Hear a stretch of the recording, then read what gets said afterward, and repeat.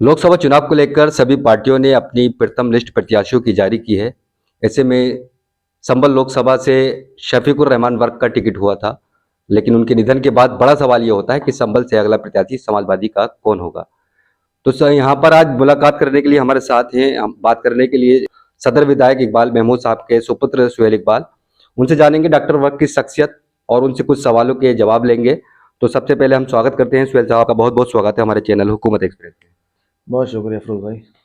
सुहेल साहब, doctor Shafiqur Rahman work, उनका निधन हुआ है और उनके जनाजे में आप और आपके फादर भी गए थे, लेकिन लोगों का कहना है कि एक राजनीतिक विषय था आपका वहाँ जाना। किस तरह से जवाब देना चाहेंगे लोगों को? देखिए, डॉक्टर शफीकुर रहमान साहब पुराने राजनीतिक शख्सियत थी और संभल से कई मरतबा एमपी रहे, विधायक रहे, मुरादाबाद से रहे और काबिल एहतराम शख्सियत थे और समाजवादी पार्टी के फाउंडर मेंबर में भी उनका नाम आता था। लिहाजा जब ये खबर मालूम हुई थी हमें कि वो बीमार चल रहे हैं, तो हमने भी जो उनके लोग मिलते थे या जिससे भी बात हमारी होती थी तो हम अफसोस भी जाहिर करते थे और हमने कहा भी कि अल्लाह पाक भैया उनकी सेहत अता फरमाए, क्योंकि मौत तो बरहक है, एक दिन इंसान को आनी है, आगे पीछे सबको जाना ही है। तो ये तो राजनीतिक से हट के बात थी, लेकिन जिस वक्त ये मालूम हुआ कि इंतकाल हो गया है, जिस दिन शाम को हमें मालूम हुआ तो हमने वहाँ तुरंत पहुँचे भी थे जिस दिन उनका इंतकाल हुआ था, और काफ़ी लोग वहाँ पे इकट्ठे हुए थे और अगले दिन उनको दफन कफन कराया गया। उसमें हम लोग सभी पहुँचे थे, पार्टी के साथ साथ संभल के जितने भी लोग थे वो सभी लोग उनको जो है उनकी सम्मान में और उनके आदर में हम पहुँचे थे, उनको सुपुर्द खा करा गया। इसके साथ साथ जो है जितने भी पार्टी के और भी पार्टी के लोग थे, चाहे वो कांग्रेस थी, चाहे वो बीएसपी थी, चाहे बीजेपी थी, या और भी तमाम संभल की पार्टियों के अलग अलग लोग, हिंदू मुसलमान सभी तरह के लोग वहाँ पहुंचकर उन्होंने अपने श्रद्धांजलि उन्हें दी थी। सुहेल साहब, एक सवाल करना चाहूँगा। वो हमेशा आपके चीर विरोधी रहे हैं, आप भी उनके विरोधी रहे।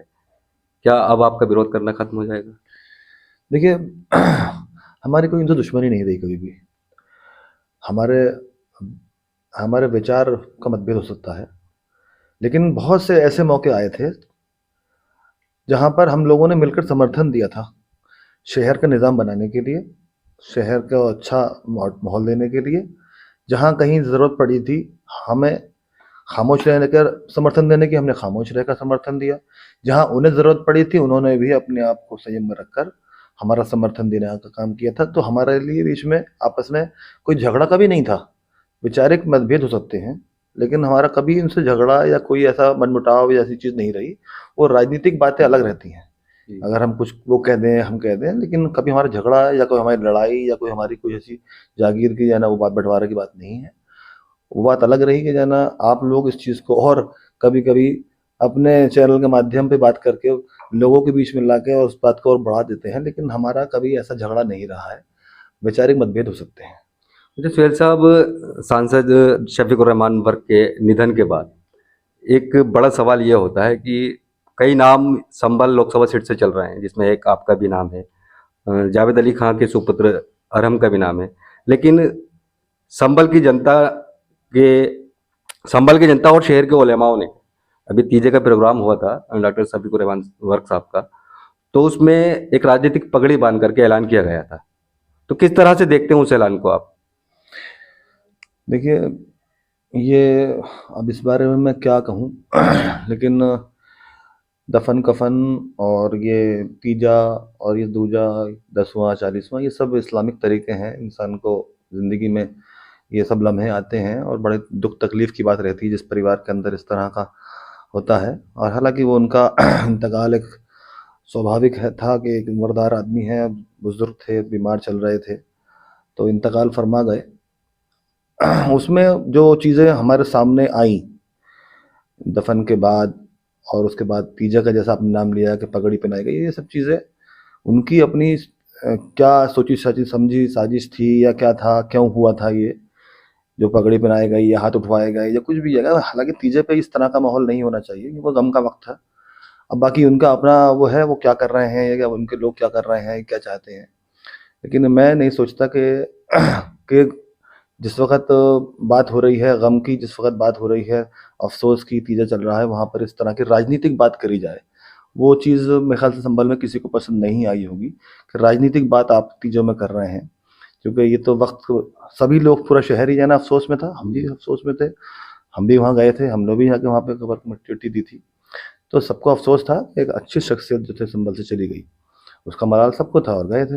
लेकिन ये सब चीज़ें हुई हैं तो इस चीज़ का भी अफ़सोस सबको हुआ है। और जो कि ऐलान करना कि मैं लड़ूँगा, जब तक पार्टी का ऐलान नहीं हो जाए, आप कैसे इस चीज़ का ऐलान कर सकते हैं? तो ये चीज़ भी सबको अच्छी नहीं लगी। अच्छा, क्या मानते हैं कि उनको टिकट होना चाहिए या नहीं होना चाहिए?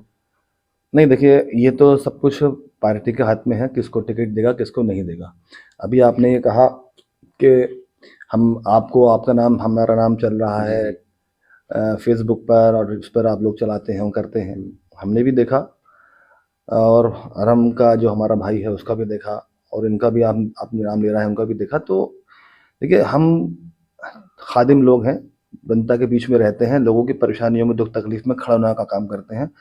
मैं अ, कई मर्तबा कह चुका हूँ, चुनाव लड़ने की वजह से कभी घर से कदम नहीं निकाला मैंने।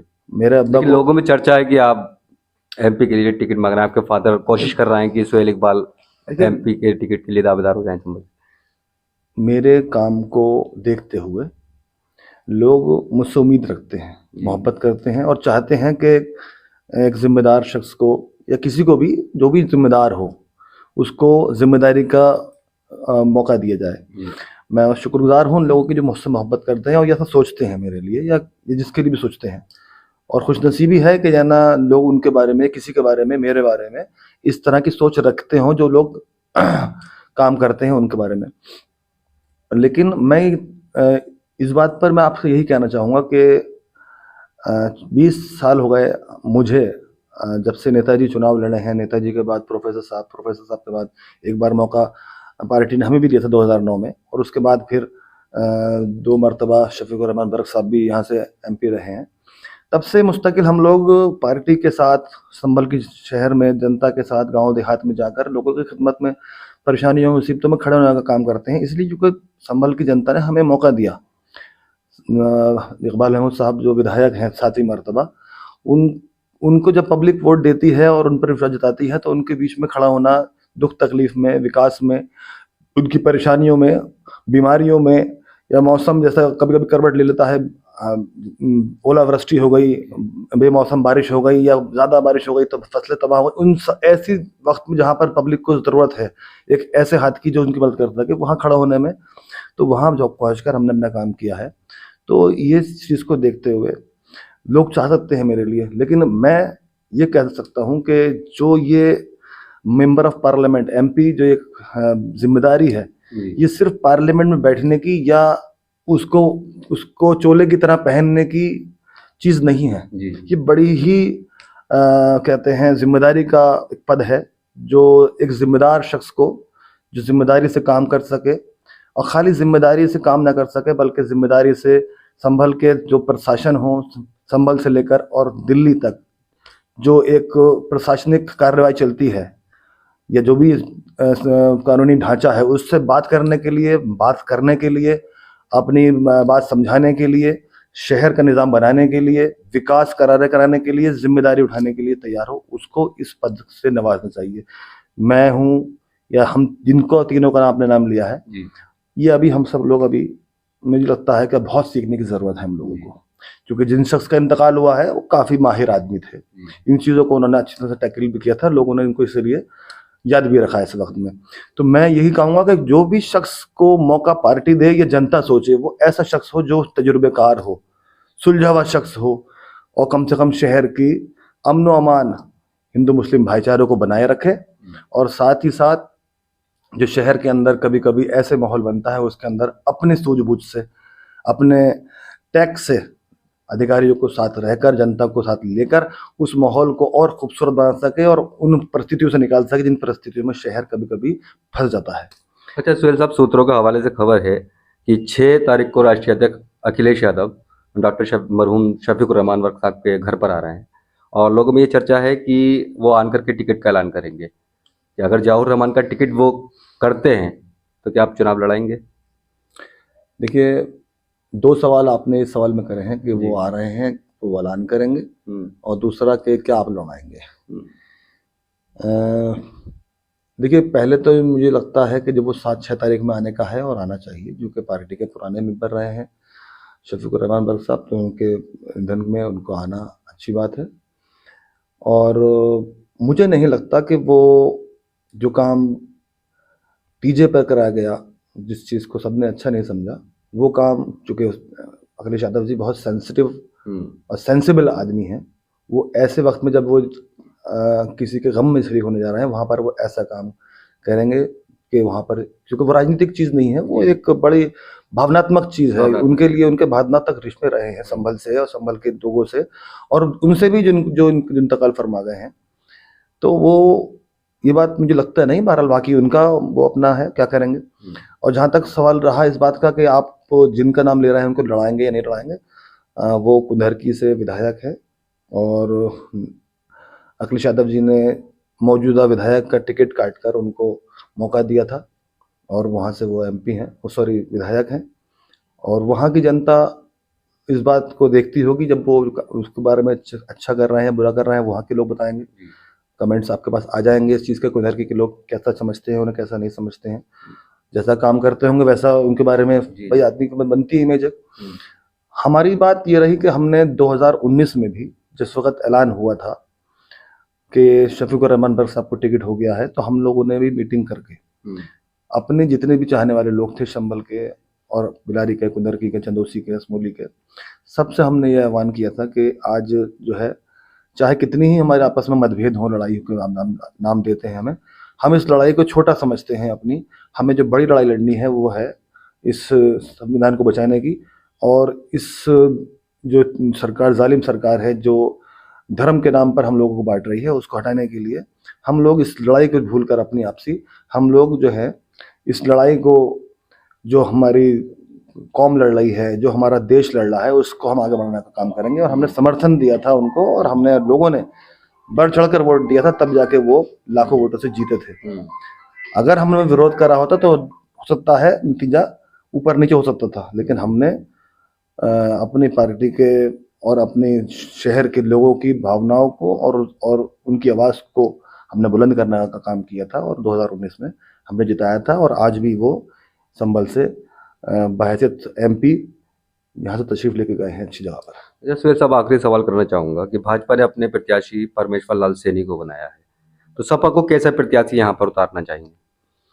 जी, मैंने अभी बातों में आपको बताया था कि जो भी शख्स पार्टी का जो तजुर्बेकार हो और जो अच्छा संभल के अंदर काम कर सकता हो, जनाब इकबाल महमूद साहब पिछले 7 मरतबा से विधायक हैं, 35-40 साल से उनकी राजनीतिक कैरियर है, और वो अच्छा खासा जो है कई मरतबा चुनाव लड़ भी चुके हैं, और 2009 में भी वो चुनाव एमपी का लड़ चुके हैं। मात्र 6-7 हज़ार वोटों से रह गए थे उस वक्त, जिस वक्त जो है मायावती जी की सरकार थी, और हमारी पार्टी ने कल्याण सिंह जी को या ना पार्टी में ले लिया था, तो मुसलमानों को थोड़ा सा तकलीफ हुई थी। और मुसलमान जो है, चूँकि जालिम सरकार जो थी मायावती जी की, उनको उससे बचकर और इस फैसले से बचकर कांग्रेस की तरफ को थोड़ी डाइवर्ट हो गई थी, और नया परिसीमन था, तो लोग जो थे हमारे कुंदरकी के, बिलारी के और मुंडा पांडे की तरफ के, वो लोग भी थोड़ा सा जो है ना समझ नहीं पाए थे परिसीमन में कि हम लोग वोट जो दे रहे हैं वो अजहरुद्दीन जी को जो मुराद से खड़े हुए उन्हें दे रहे हैं, या संभल से जो नवाब साहब खड़े हुए हैं उन्हें दे रहे हैं। जो कि नवाब साहब को वोट जो है वो हर कोई देना चाहता था, जो कि वो संभल के ना होते हुए भी वो अगर संभल आए उन्होंने काम लेने के लिए, तो उन्होंने, नवाब साहब ने ये नहीं पूछा कि तुम किस विधानसभा के थे, तुम किस काम से आए हो, तो या ना तुम्हें काम नहीं देकर रह जाए जो हमारी विधानसभा का नहीं हो। लोगों ने ये कहा कि हम अगर संभल गए थे तो नवाब साहब ने हमारा बगैर ये पूछे कि तुम कौन सी विधानसभा से हो, कहाँ से हो, उन्होंने बगैर किसी जैक लगाए, बगैर सीढ़ी लगाए हमारा काम किया था। इस वजह से उन्हें इतना बड़े वोट मिले थे बगैर टीम के, क्योंकि पहली मरतबा चुनाव लड़ रहे थे। तो मैं समझता हूँ कि जो उनके अंदर तजुर्बा है, वो तजुर्बा हम बच्चों में नहीं है अभी। तो आपका मानना है कि इकबाल साहब को टिकट दिया जाए? हाँ, ऐसे लोगों को टिकट देना चाहिए जो शहर के अंदर और पूरे अपने 5 विधानसभाओं के अंदर लोगों की बात को समझकर उनके दुख सुख में शामिल होकर उनके विकास की बात को आगे बढ़ा सकें और जो चीज़ें रह गई होंगी उन चीज़ों को पूरा कर सकें। हम अब बच्चे हैं, बहुत हमारी तो उम्र पड़ी है, हम तो कभी भी बन सकते हैं इन चीज़ों पर, अगर हमें अल्लाह और जनता चाहेगी तो। वरना वो लोग जो जाना हमसे ज़्यादा तजुर्बेकार हैं और हमसे ज़्यादा डिजर्विंग हैं, उन लोगों को उसका मौका मिलना चाहिए। तो ये थे सुहेल इकबाल, सदर विधायक इकबाल महमूद साहब के सुपुत्र, जो बता रहे थे कि संभल लोकसभा से ऐसे प्रत्याशी को टिकट होना चाहिए जो कि राजनीति में धुरंधर हो और लोगों के बीच जाने वाला हो, किसी एक जाति विशेष का समर्थन न करता हो। तो इस वीडियो में हमने आपकी बात कराई सुहेल इकबाल साहब से। अगली वीडियो में किसी और से मिलते हैं और जानते हैं संभल लोकसभा का हाल कि समाजवादी पार्टी किसको अपना प्रत्याशी बनाती है।